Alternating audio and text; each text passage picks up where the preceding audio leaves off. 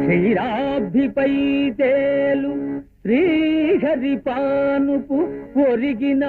ఒక ప్రక్క కొరుగుగాక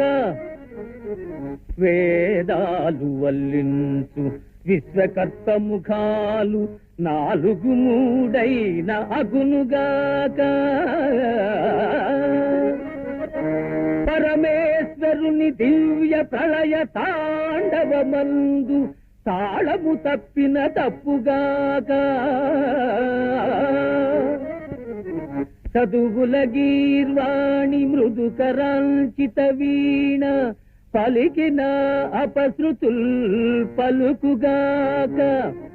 సకల లోకాల ధర్మశాసనము నమలు చేసి విధి వ్రాయు ఆయువు చెల్లగానే వేళ తప్పక ప్రాణాలు వెలికిది